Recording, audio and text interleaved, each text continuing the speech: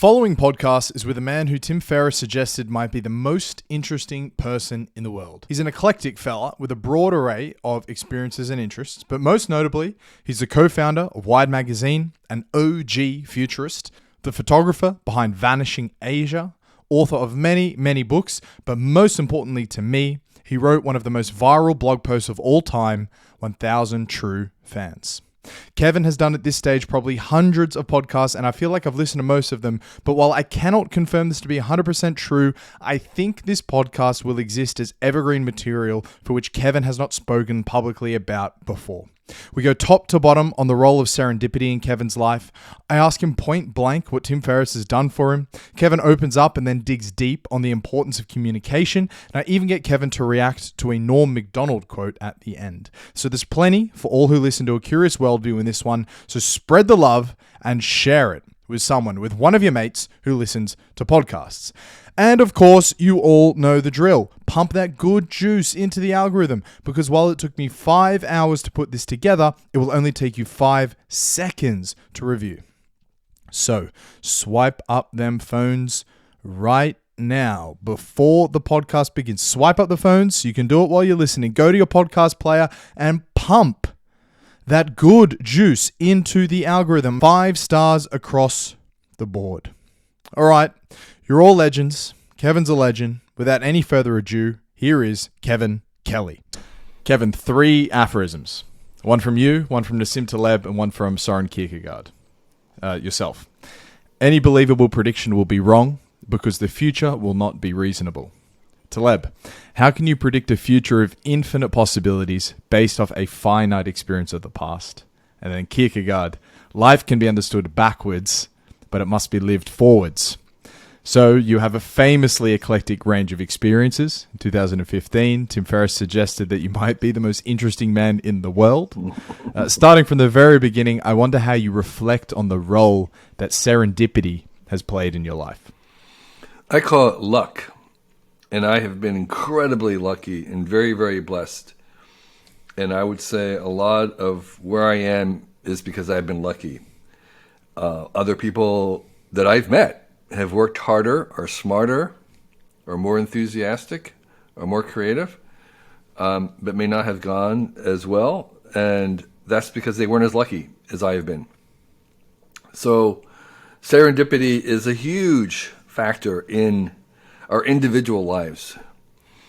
The role of luck and chance and chaos and,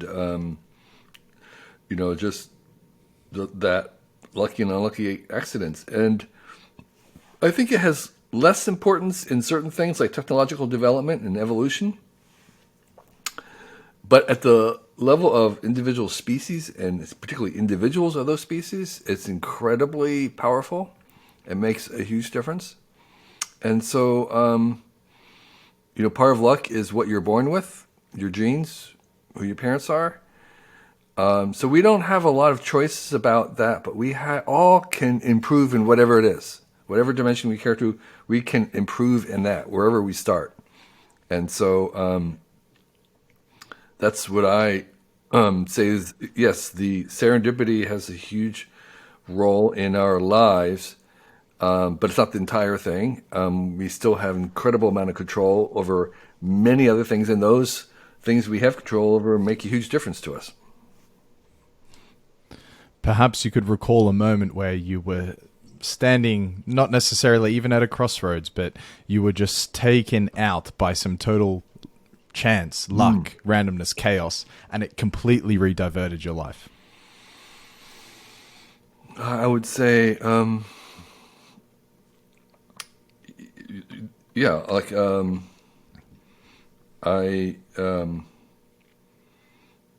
don't know about you, but, I think meeting my wife was completely inevitable or non-inevitable, and not at all. It was completely luck, and I was very, very lucky in that, and that has sort of taken my life in a very different way than I was ever imagining. I married someone from Taiwan. She's Chinese. Our kids are bilingual. That was not on my bingo card. That was definitely nothing. Even though I had spent years in it, it was like the idea of it was just, I don't know, it was strange to me as a young person. So That was one. I think, you know, there were things that I saw and witnessed and experienced in my travels that I arrived at without knowledge, without foreplan, without any idea that they would unfold, and they were very, very informative, including being at the first Kumbh Mela, well, the first one I attended in the early '70s, which I kind of, I don't know, I arrived without knowing what it was, why it was, and it was just 13 million people on the beach. It was like the precursor to Burning Man in many ways, and so that was like pure luck, pure chance.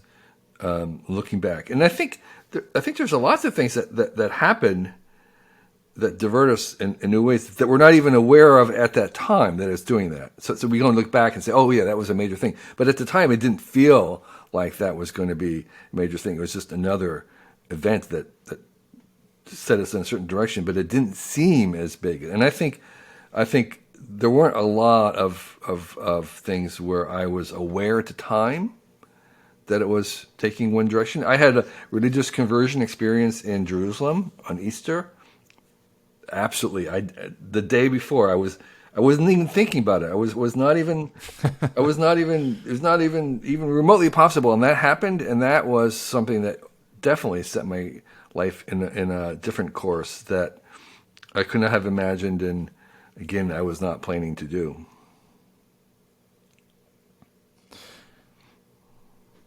When you think about life can be understood backwards, but it must be lived forwards, does it feel like it was a random walk for you? Did random bits of luck pull you in certain directions? Yeah, I do. I think I could imagine my life having gone many very different ways with different decisions that I made and different encounters. I don't feel fated. I don't feel my life has been fated in any way. I feel much more that it's been invented and created and constructed rather than given. And so, so that's, I know there are other people who feel very much that they're destined to do what they're doing. I don't have those kind of feelings as like that. This wasn't planned, but since you brought it up, I mean, your religious conversion is a part of the religious conversion now a belief in almost destiny, that your agency was almost taken out of it? No, I or know. could even coming to the religious experience in itself be one of these pivotal moments of serendipity? I think it also. I think we have, at least again from my own life. I know I don't feel that was inevitable or that it was destiny. That there was anything necessarily inherently inevitable about it. I don't think it works at that level, and I don't feel that way. That's not how I feel about it. I think it was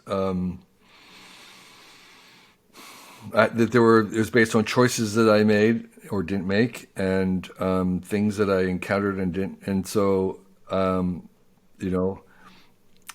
reason why I was in Jerusalem at all was because I was in Iran working, and there was Khomeini. There was a revolution, which sent me out of the country, and so there's just so many things that I just don't believe would have converged in that way. And so emotionally I don't feel that way, and logically I don't feel that way. I wonder if you could open up on that brief tidbit you gave. Some giant pre-Burning Man, 13 million people on a beach in, I presume it's India, I could be wrong there, but I mean, what is that? Yeah. So the Kumbh Mela is this festival. Kumbh Mela is a festival in Hindi, and Kumbh is like big, or I'm not really sure what the Kumbh actually. Oh, that's amazing. It's translated as big festival. Yeah, it's big festival. And it happened every 12 years. And every 12 years, they would rotate 4 different locations. And when they gather, the pilgrims come all over, and they're all around the river, Ganges. And so they bathe in the Ganges like a baptism. And they get extra points for bathing in the river on these very particular auspicious days. And so I was there for one that was on this riverbank in what was at the time called Allahabad, which was kind of like a huge riverbank of the Ganges, and it was like empty. And like Burning Man, it was kind of like a blank playa, but it was a huge, wide river conjunction. And 13 million people showed up, and they were making this instant city mostly themselves, carrying their own gear, which was basically blankets and their little cooking pots and firewood even, on the trains coming in and making this instant city. And then they would set up a little bit of there would be some camps, they were called camps, set up by the gurus or sadhus who had followings, and they would teach, or they would do other things. And it was also the time when all the holy men of India, the sadhus and the nagas, would come together. Basically, they'd ride they'd ride their rail hopping. They'd arrive there because they didn't have any money, but they'd all appear there together. So there was kind of a sense of what's the word, spectacle. And originally, when I was first going there, 13 million people was the largest congregation of humans for a festival like that had ever happened. But since that time, actually, at the time it was mostly kind of very poor peasants or incredibly devout Hindus who would arrive.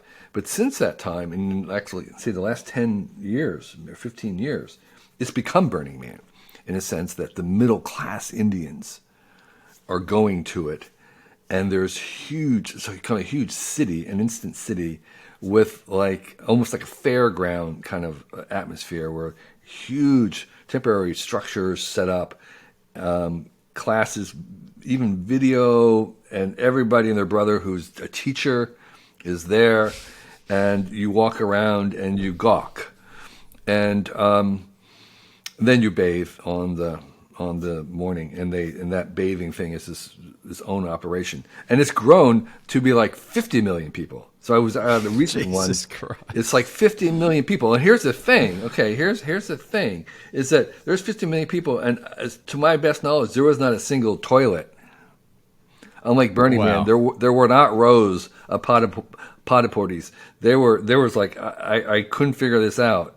I had on our camp we had some composting toilets, but I don't know where they were going, and so like that's a lot of sewage. So that is Kumbh Best Mela. not to think about it too much. I suspect. Yeah, exactly. That's the Kumbh Mela, and there are now mini versions of it every 4 years instead of just 12 years because it's become this thing. And again, there's 4 different cities where they have them. And so it's now, like Burning Man in India, something that kind of normal people would like to go to once in their life. Sounds absolutely incredible. What were the series of events that led you there serendipitously in the first place? I was in India photographing for almost a year, and I was going on a train. I was taking a train around India, and I'd heard about this from one of a traveler or something, and actually only on the first time around only stayed 3 days, and I didn't know anything about it. So I didn't have a tent or anything. I was actually sleeping at the railway station because there was on this vast plain, there were no hotels. And I didn't know that you have to camp. I didn't know anything, but so I was sleeping at the railway station. And on the third day, I noticed I had jaundice in my eyes, and turned out that as I suspected, I had hepatitis, and so I had to leave. I didn't actually see that much of the first after 3 days. I had to go, somewhere. I went to Calcutta, went to the Salvation Army, where I laid in bed for a month. But that initial 3 days was enough to give me an idea of what it was. And later on, I did go back to it more recently, just to experience this. When they all go into the river together at once, it's like they make a sound. It's like an exhalation. It's just really eerie because they're all waiting, and then some moment it's like okay, and it's like millions of people just kind of enter into the water at once, and there's like a whoosh that is audible from far away, and it just gives me the goosebumps thinking about it. Wow, it sounds incredible. Of all the countries you photographed for Vanishing Asia, is there, you can't have a favorite, or maybe you can, but is there one that particularly stands out just for the photographic bounty? Well, India by far was the most colorful, photogenic, particularly when I was first photographing there, because people were still in their native costumes, so to speak. There were a lot of otherness. There was a huge variety of things to see, and the Indians were very accommodating generally to this strange thing called a camera that most of them had never even seen. Wow. I mean, they might have been aware of it, but I was often the only person with a camera within 100 miles. And so you can think about people with phones today. Well, it was the opposite then. And so that was, I would say, that yielded the most photographic stuff. I think the country that I've been back to the most, I think, is Japan. It's not as photographic in that same sense, though there's a different kind of beauty. For them, it's not. There's the details. It's the lovely designs that they're doing. It's the lines almost. The lines, right? Exactly. But I spent a lot of time recently, in the last decade, in China, where most of my fans are, and there, it's not as photographic, but it's definitely as educational in terms of confronting things that are done differently, and it's very rich, ancient ways of doing things. They're not maybe as exotic to a Westerner as India has been. But if you want to have an encounter with the other, then China will do it, particularly on the outside of the east coast of China in Beijing. If you go into the hinterland, you absolutely can have encounters with the other. Mm-hmm. And by the other, you mean untouched by the West or phones and technology? Other than your life as you normally experience it. In the cities in China, they're far similar to ours and far more advanced in that sense in urban life. And so you won't see much difference there. But if you go into the hinterlands, into the mountains of Guangxi, or go into Yunnan, or even Tibet, you will begin to see kind of a different way of doing things. And that's what I meant by the other. A slightly different design choice, a different sense of what's the norm. Mm-hmm. What about Kyrgyzstan and Mongolia for the photographic bounty? Yes. So the surprise to me about Mongolia, most countries have tried to eliminate their nomads. They've had active campaigns, including China, and they have a place Inner Mongolia, and they've completely moved the nomads into settled life. But Mongolia has escaped that trap, and they are actually catering to the several million nomads still today. And their kind of nomad is not like a wandering hunter-gatherer tribe. It's basically seasonal ranching. They basically have two ranch sites. They'll have a winter ranch and a summer ranch. And they'll set up their yurt or gur in the winter grounds, which are generally lower, and then they'll move their herds and their house up to the summer location. And they actually have permanent locations they come back to all the time. And so they're kind of moving back and forth between that, and they're way out away from other buildings. And so the challenge that they have is medical and school. And one of the ways that they do is they send their kids to boarding schools, even elementary schools. So they will come back once a week or maybe once a month, and they'll come back on motorcycles. They use motorcycles to pick them up, and that also gives them access to medical stuff. So I contend that the number one technology that has transformed the developing world has been the cell phone, the mobile phone. But the second one that's unrecognized is the motorcycle, cheap motorcycles. It has completely revolutionized the developing world because you can do things where you don't need roads.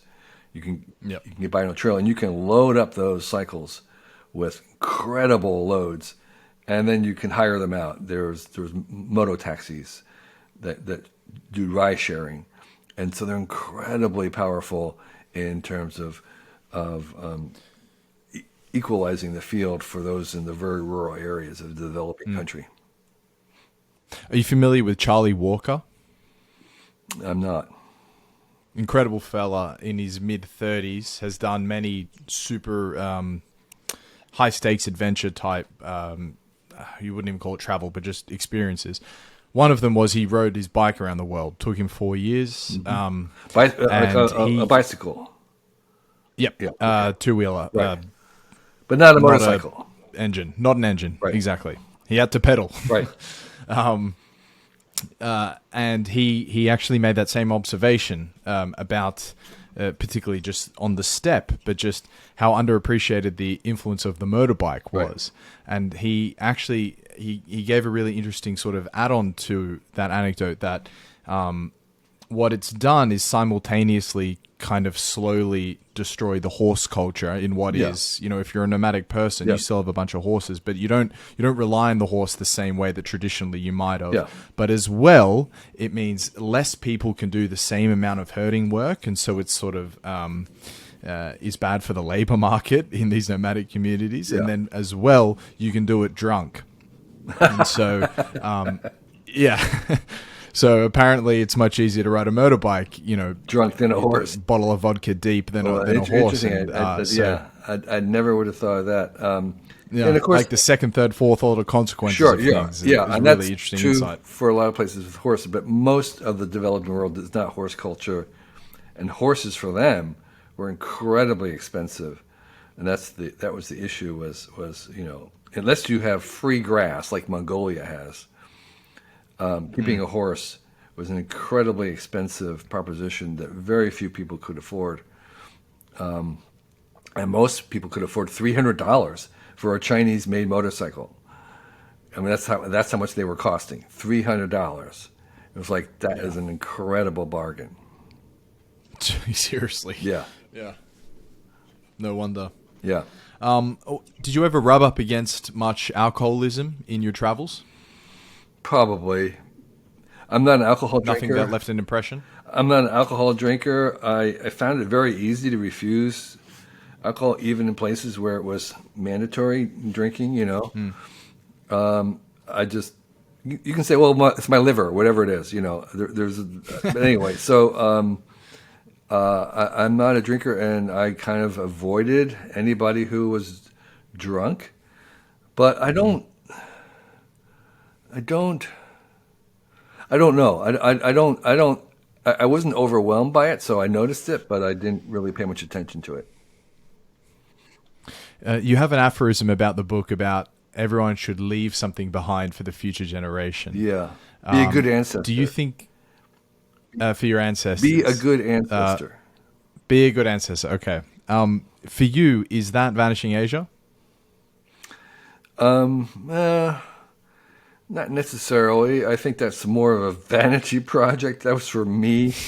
It was an audience of one. I made that book for myself. I mean, literally. And I think I am the person who enjoys that book the most. Those books. Once I made one copy, I thought that's all we really need. But it's easier just to make a bunch of others for others. But it was really made for me. I think being a good ancestor is when I was 17, in my backyard in New Jersey, I planted an acorn seedling. And I said, I'd like this to grow up to be a huge oak, and I'm going to come back and visit it in 50 years. And I did. I went back for my 50th high school reunion to New Jersey. Went to the same house that I grew up in, and there was this huge, magnificent oak tree. And I planted that.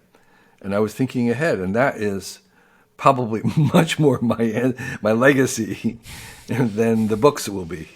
Was this oak tree that I planted? Yeah. Oh, that's pretty epic. But nonetheless, I mean, I'm sure there's a lot more that you're going to leave behind, or at least. Well, here I'm leaving everything behind. Than a tree. I'm leaving everything behind. Okay. Yeah. So what is worthwhile? I did a study of time capsules. At one point, for long now, we were thinking about time capsules, and it's really amazing because most time capsules, first of all, 95% of time capsules are completely lost track of within 5 years after they're buried. 5 years after they're buried, nobody remembers burying it. Nobody remembers where it is. They're lost. And occasionally, one is found and someone opens it. And I've been around one of those openings, of the fairly big one, at the San Francisco airport. And it was incredibly disappointing, because the things that you think are interesting are not interesting to people in the future. And they're interested in all the things that you would not find interesting. Yeah. And so it's really kind of hard to gauge what it is that future generations will find valuable about, say, my own work. It's really hard to tell. That's full circle on your opening aphorism. Any believable prediction will be wrong, because the future will not be reasonable. Right, and that's what it is. A time capsule is a kind of prediction. You're trying to predict what people are going to be interested in. I'm just cautious of the time. I don't want to be too self-indulgent. Since we'll keep going, since I've been so tardy. Okay, thank you. You commented before that most of your fans are in China. Yes. What is that like? But more so, how does that work? Well, I was very lucky in having my first book translated into Chinese, and much later than when it appeared in English. When my first book came out, it was basically ignored in here. It just didn't make any sense. People didn't kind of understand it in the high level. It was talking about distributed systems and decentralization, and how an artificial life and artificial intelligence, and it just did not connect. But the Chinese, it was translated in Chinese maybe in the 2000s, so like 10 years later. And it was the perfect time in China, because it was very influential for those original internet digital guys who were reading it and being inspired by it, like Jack Ma. And they would talk about it and say to other entrepreneurs, you have to read this. And so it became the thing to read. And people still find it very useful in China, even though I'm told it was crowdsourced translated. So the translation is not necessarily the best. But despite that, people find it interesting enough in China to keep recommending it, and now I have all these other books that are also translated into Chinese, and so I have a very outsized reputation in China that I don't deserve. I was kind of like the Alvin Toffler of China. You know, Alvin Toffler wrote basically one very influential book, Future Shock, which, you know, everybody associates with futurism, and I'm the Alvin Toffler of China. Nice. And what's it? Do you have any deeper relationship with the Chinese beyond that? It's a weird question to frame, but I just don't think I've ever met someone who has any type of relationship beyond just a personal one with individual Chinese people. You understand what I'm saying? Well, of course, my wife is Chinese. Her parents grew up in China, so I have in-laws in China, and my kids are bilingual. I understand some Chinese, so my main business became going to China every couple of months, doing a tour of China, giving talks about technology, and I would meet all kinds of Chinese from the highest levels of the government down to kids who were trying to do a startup, and we'd have dinner with them. So I got many conversations in many places in China. And also, I was traveling. In addition to those official things, I would travel into the remote parts of China way beyond what any of them themselves had ever experienced. Right. And I could talk about that.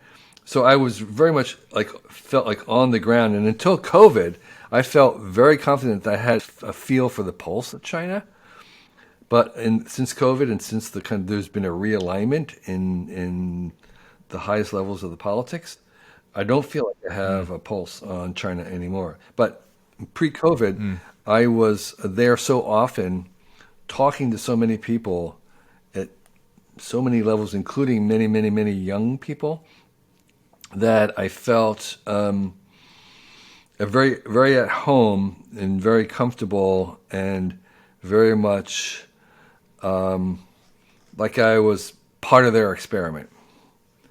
Even though I wasn't, officially doing anything. And I don't quite feel that way in the last couple of years.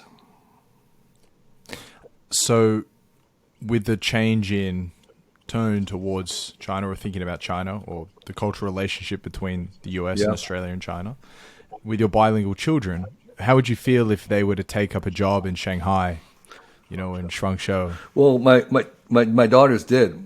My oldest daughter was working in Shanghai for a while, and our second daughter did do some work in China.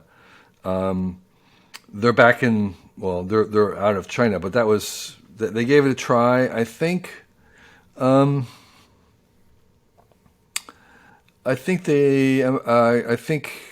not sure why they didn't stay, but I think it was. China can be a tough place to kind of make it until you get to a certain level, and they never got to that level and felt that they wanted to do something else. And by level, you mean status or language? Oh, not so much. Yeah, maybe language. I think they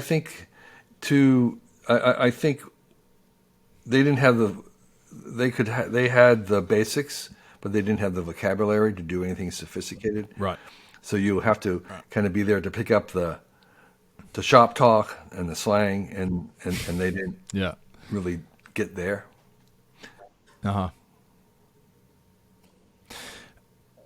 Change of direction here, Kevin. So me, like presumably hundreds of thousands of others, maybe even more, discovered you because of Tim Ferriss and 1,000 True Fans, the very super viral blog post. What has Tim Ferriss done for you? My gosh. Tim Ferriss has made that blog post very, very famous, but I haven't turned it into a book. I think it's perfectly fine as a little article. But I think he has. I think he's put me on the radar of many people in the world of entrepreneurs which I would not have ordinarily connected with because I'm kind of bored with money. I don't find it that interesting, and so I think he's done that. I think he's given me a very interesting audience, or in part, because of his interest in my work and in that piece, which I rewrote for his book. So the original version of it was a little different, and I volunteered actually to. He asked me to reprint it, and I said, "Well, if you're gonna reprint it, I'd rather rewrite it." And so I think he's given me a great audience for anything I might write in that. Although I haven't really pursued that. Although you could say that this book, The Excellent Advice for Living, is maybe in that same kind of milieu as The Thousand True Fans. It's advice for people who want to make things happen. So maybe I could say that he's helped that happen. And actually, as a matter of fact, part of my advice in this book is to prototype your life, to not make grand plans, but to kind of iterate and move forward. And literally, at times, you want to prototype things first. And I do that all the time when I make books. So I made a prototype version of this book where I worked down to the design and the size and everything. And this one actually has little doodles. And I made 5 copies. One went to my agent, one went to the publisher, and one went to Tim for feedback. So he has actually this is the 5th copy. He has actually now a very rare prototype copy of it, which he marked up. And so he was helpful in being a reader for that, in the sense of giving advice. So I think he's helped me maybe even crystallize the idea of how to give advice. One of the things he's remarkable at is being very, very, very practical and utilitarian about advice. It's not just waving your arms. No, specifically, what do you do next? How do you get to that period? What is the actual steps? And I think that maybe helped me in terms of trying to write things that were useful at that level. Have you spent time with him outside of interviews? Yes. And what's he like as a bloke? He's very considerate and kind, and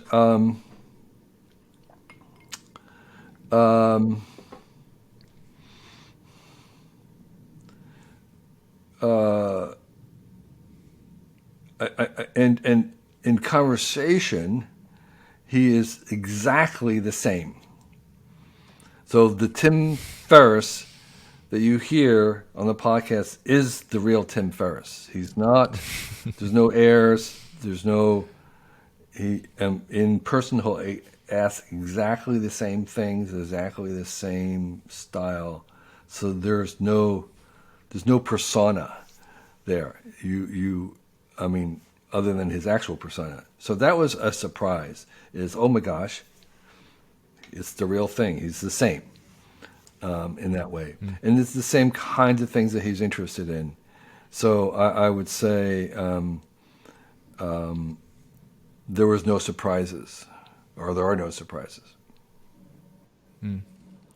Look, he is, for me, certainly, and I know for a fact, genuinely thousands, potentially more, hundreds of thousands of others, a prototypical prototypical, is that the archetypical, right archetypical word? Maybe not. Maybe archetypal, but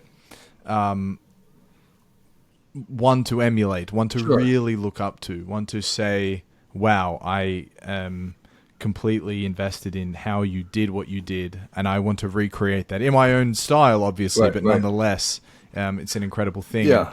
I think that is, is where he's arrived. Is that something that you would really want for yourself? I'm not sure.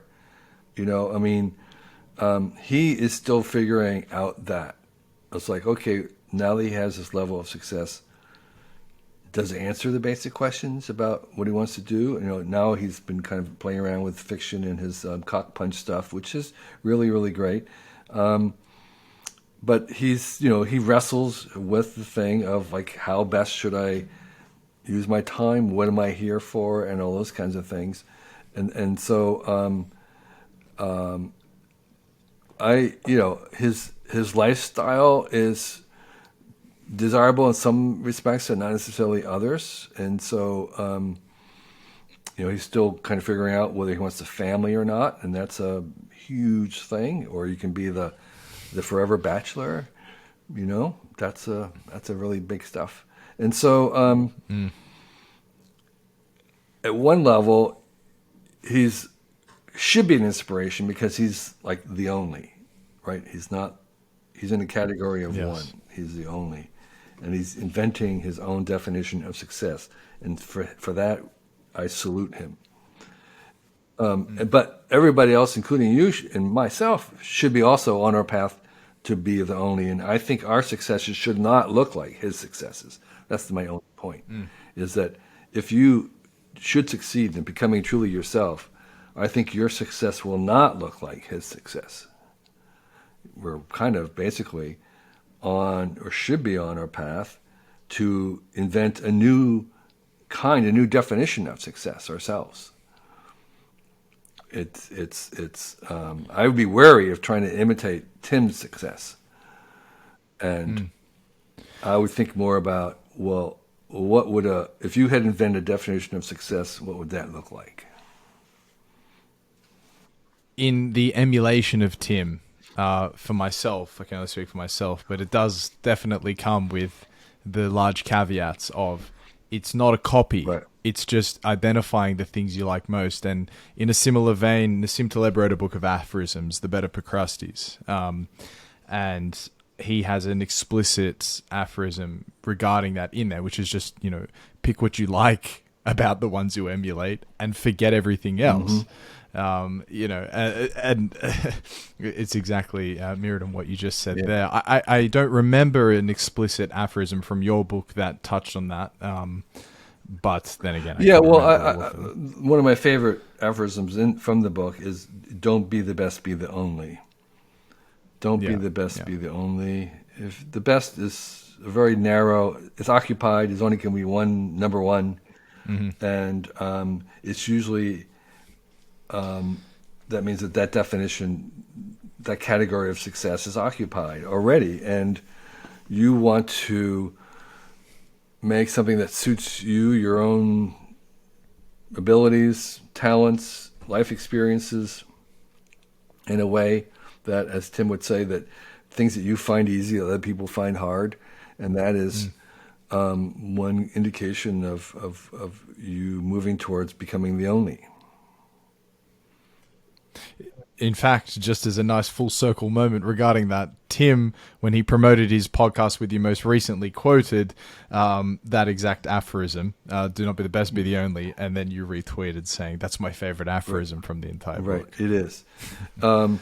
And I think, I have the thing that made you weird as a kid, which is another piece of advice, could make you great as an adult if you don't lose it.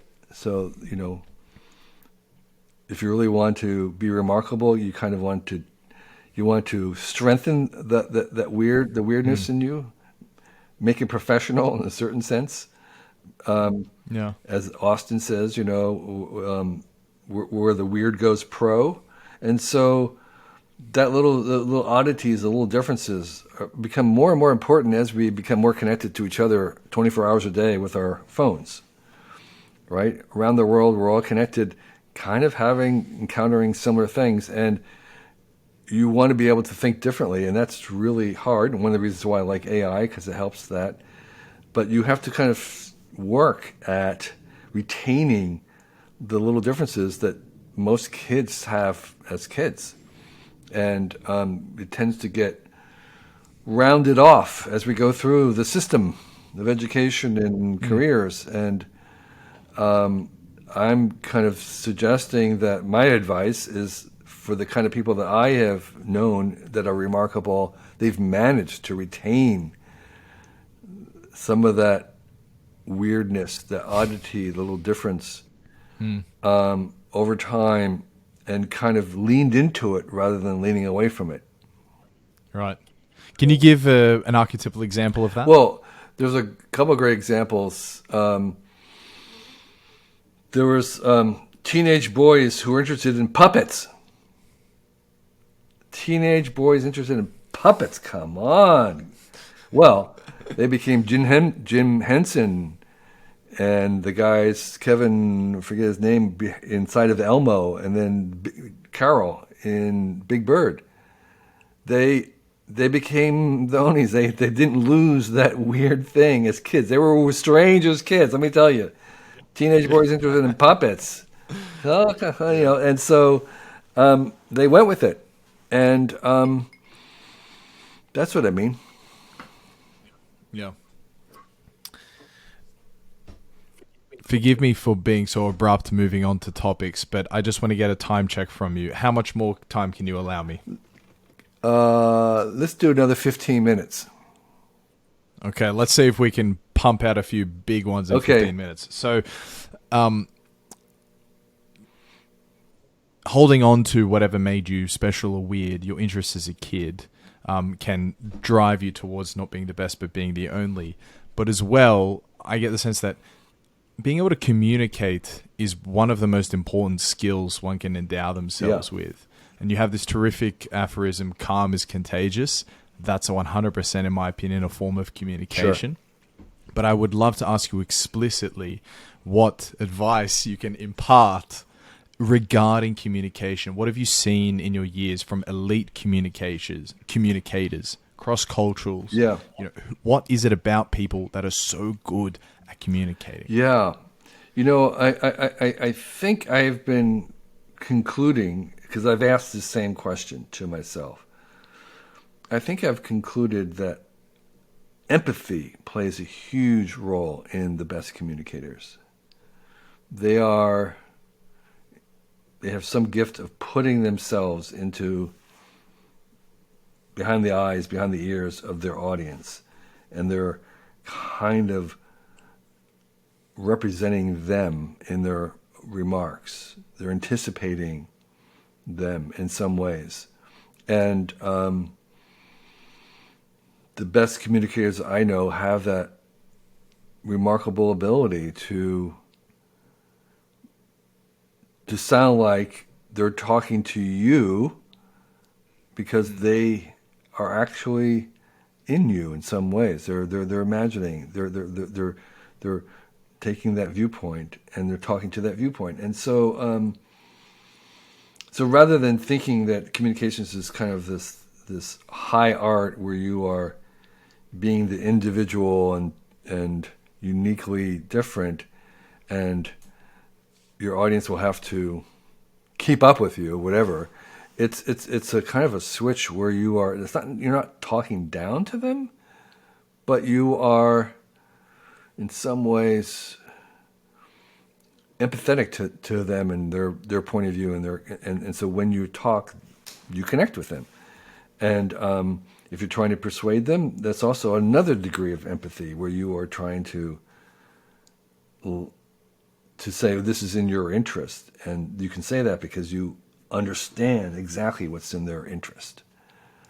Going back to Tim for a moment, the reason why he's so good is that he represents the kind of anxieties and the little uncertainties that a normal person would.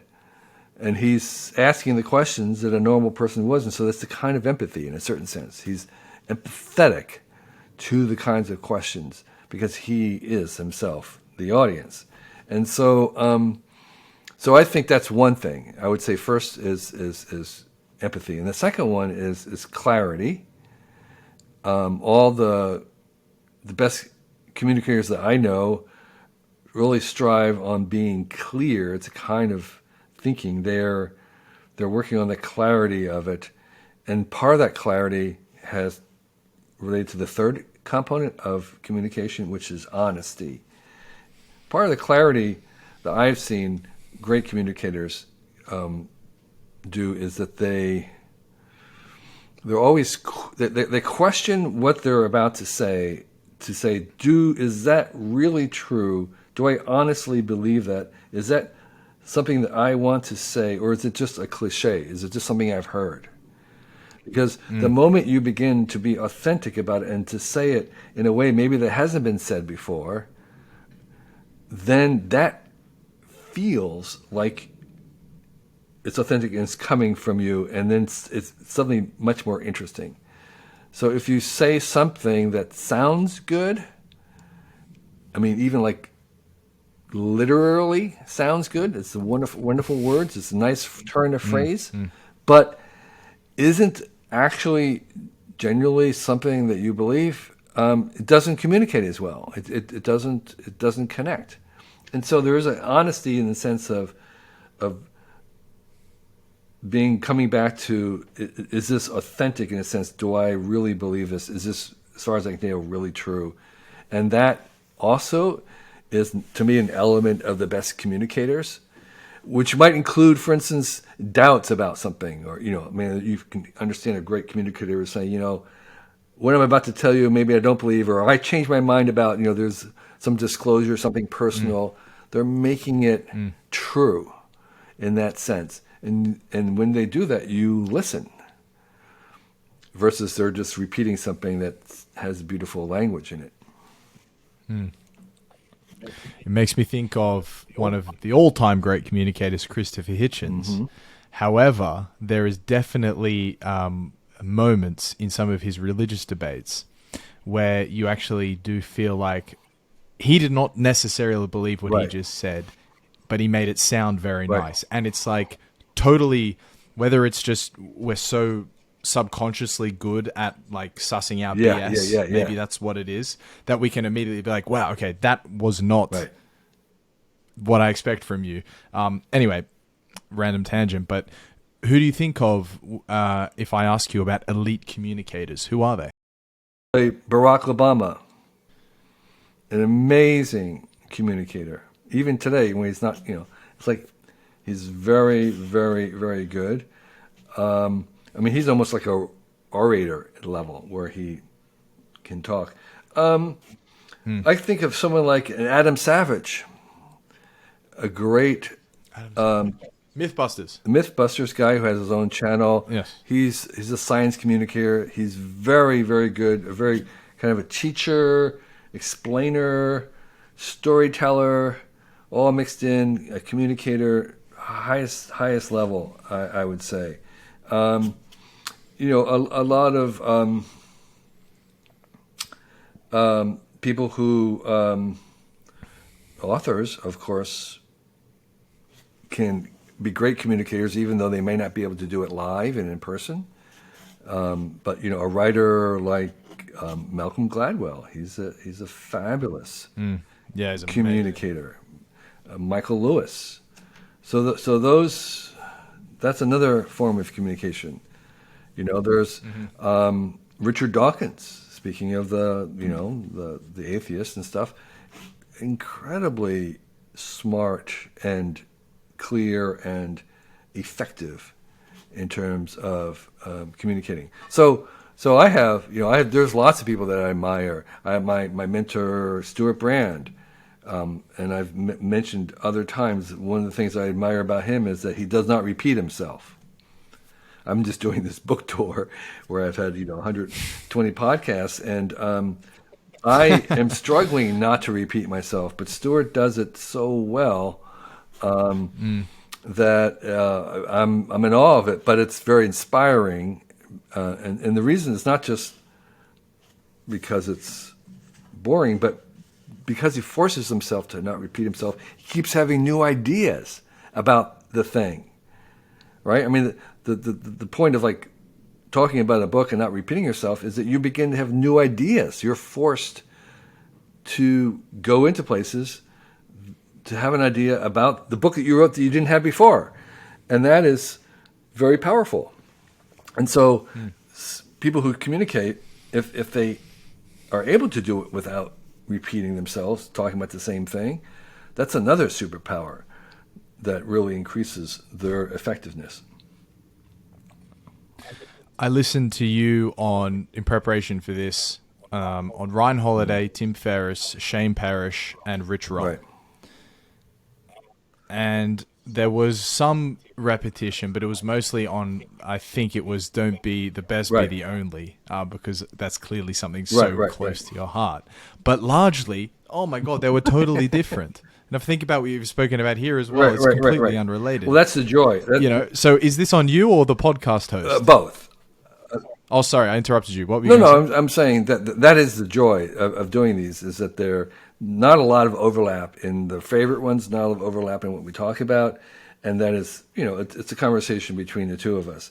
I am trying not to repeat myself, and of course you know your audience well, and you're taking in some directions of your own interests, and that is just fabulous for me. I just really, really enjoy that. But going back to don't be the best, be the only. Even when I talk about that, I'm trying not to repeat myself when I talk about that, and that's also very hard. But if I can, then I'll have a different idea that forces me to have a slightly different idea about it, which is a joy. And, should your own journey take you to the point where you're having to talk about something again and again, and people who raise money to do a pitch are in the same boat where they've got to present over and over again, and most of them usually lapse into a couple of lines that work, and that's the problem, is they work, and you want to stick with them. But Stuart taught me, no, you actually want to not stick with them. You actually want to try something else that may fail, but that's the only way to get something better. Yeah. Fuck, that's true, isn't it? You're making me reconsider, Kevin. I give the same pitch about 5 times a day, demoing my product. Make it here's something what I would say. Try to do 2 out of the 3 using something new. You don't want. Yeah, exactly. It's hard but incredibly rewarding.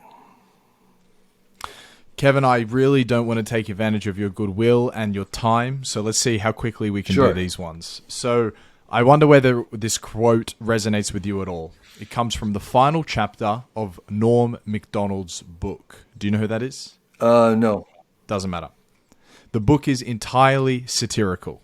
Okay, so it's a total satire, except for the final chapter, which, in the context we only knew retrospectively, he was dying of bowel cancer. No one knew. He knew this was the final piece of work he was ever going to put out to the world. And so he was a hilarious man, but for one chapter, he dropped the facade and said something serious. And it's one of the most real things I've ever read, heard. It's just incredible. This man had, you talk about elite communicators, put him right on up there on Mount Rushmore. Anyway, among the things he said the following: the only thing that an old man can tell a young man is that it goes fast, real fast. And if you're not careful, it's too late. But of course, the young man will never understand this truth. Does that resonate with you? No, even as a young man, I was incredibly aware of my mortality. I had an experience with my religious conversion when I was 29 of living only for 6 months and rehearsing that death. So, even as a young kid, I was aware of how fast it was coming, and really committed to not taking anything time for granted, and being very much aware of and focused on making the best of today. All right, because tomorrow, who knows? And I have really tried to live that even as a young man. So I kind of would slightly disagree with him that young men or young people are incapable of that, because I think you can. I think you can carry that with you even when you're young. And if you do, it's not kind of weird or necessarily a downer. It's actually, for me, it's a plus, because you're celebrating every day. I have a friend, Hugh Howey, who right now is writing a great big success because he was the author of the Silo series on Apple TV, and he talks about celebrating all these little stages along the way because of making this movie, because you never knew if it was going to go any further or not. You could just assume it was never going to go any further, and so you'd have victory celebrations and enjoying that each little step, because that might be the only and last step. And so I think we can do the same thing with our days, which is celebrate today, because what if today was your last day? What would you do? And I've rehearsed that. I've actually gone through that process, and it's kind of surprising what the answer is, but that left me with really trying to make the most of today. And if it was my last day, and if it was my last day, would I be doing what I'm doing? And the answer should be yes. It should be yes. If it's not, then you might want to think about what it is that you're doing. Yeah.